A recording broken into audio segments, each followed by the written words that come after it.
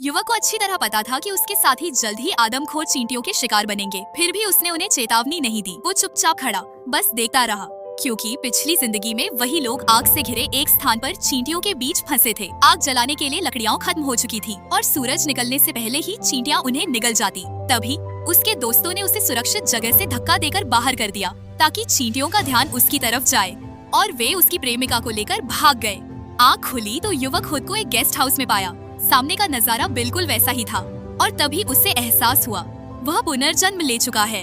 पैरों के पास रेंगती चींटियों को देखते ही वह समझ गया ये वही आदमखोर चींटियां हैं। उसने तुरंत सबको चेताने की कोशिश की, यहाँ से निकल जाओ वरना हम सब मारे जाएंगे। लेकिन उसके दोस्त और प्रेमिका ने हंसते हुए उसे डरपोक और बेवकूफ कह दिया।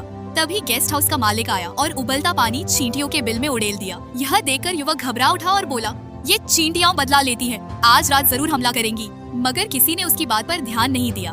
सबने उसे पागल समझा।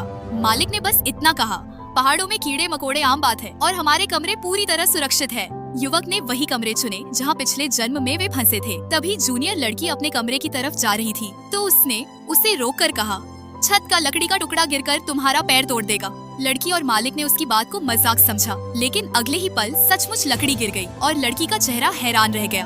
अब उसे विश्वास हो गया कि युवक सच कह रहा था। धीरे धीरे अंधेरा छाने लगा और सब सुरक्षा की तैयारी करने लगे। युवक जरूरी सामान लाने बाहर गया और पीछे बाकी लोग हंसी मजाक में लगे रहे। जब वो लौटा तो दोस्तों ने फिर उसका मजाक उड़ाया। अच्छे कमरे सब बुक हो चुके थे, इसीलिए उसे छोड़े हुए पुराने किचन में ठहरना पड़ा। जगह गंदी थी लेकिन वहाँ विनेगर रखा था जो आदमखोर चींटियों का सबसे बड़ा डर था। उसने लकड़ियों से किचन को अच्छी तरह सील कर दिया। जूनियर लड़की ने कहा कि वो रात में उसके कमरे में आ जाए, मगर युवक ने साफ मना कर दिया। विनेगर की वजह से किचन ही सबसे सुरक्षित है। उसने लड़की को भी बचाव के लिए विनेगर की एक बोतल पकड़ा दी।